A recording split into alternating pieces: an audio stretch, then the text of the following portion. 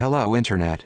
My apologies for the long drop in appearances. I know I talked a big game about dropping a lot more content, but well, I'm no stranger to falling short of my goals. Truth be told, things haven't been going so great. Some very strange stuff has been going on, and it has all started to come to a head recently. Funnily enough, it began with a dream. It started innocently enough. I was walking along a sunny path by the woods, though I couldn't remember how I got there or where I was going. The air was crisp and still, and the trees bore the telltale signs of a changing season. It was a time and place of transition and of peace.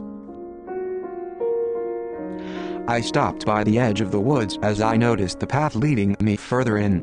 Concern tugged at some deep part of me, but I steeled myself and began to make my way into the unknown. It was a lonely path. I crossed a twisted bridge, admiring the foliage and the sounds of nature, but it was only after I'd reached the other side that I began to realize something terrible. I was lost. I made my way further in, but the forest grew increasingly more unfamiliar, and I began to doubt the wisdom of simply turning back. I stopped to rest momentarily, and finally remembered. I had a backpack. I took it off to extract my map, but to my chagrin the map was totally useless. I swore I could make out the shape of a house further ahead, so I decided to pack up and soldier onwards to ask them for directions. Further and further into the woods I went, over the boards that creaked and shifted as you walk over them, past an old and weathered tree, covered with sigils and names that I couldn't seem to read. By the time I reached the house, it had totally disappeared. It was only a hole in the ground, the overgrown remnants of a basement foundation. And that's when I saw it. The book. Completely innocuous, out of place and just as lost in these woods as I. I carefully made my way down to pick it up, and just as I was about to open it, I saw it. A wretched, fatted thing. I recognized myself in it, yet I knew that it wasn't me. It was something wrong. Just as quickly as it appeared, it was gone, but the dread inside me was mounting.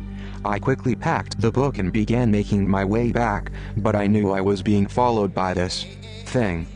Past the tree of sigils, over the creaky planks, across the twisted bridge. My heart was pounding as I tried to escape, but my efforts led me nowhere as a suffocating mist overtook the forest. Before I knew it, I was cornered. This horrible thing wearing my body, it drew itself closer, and I felt a ravenous hunger and insanity permeate the air.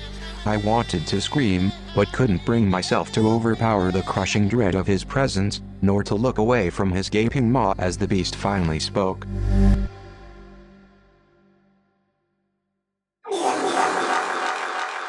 The fear was still with me, coursing through my veins.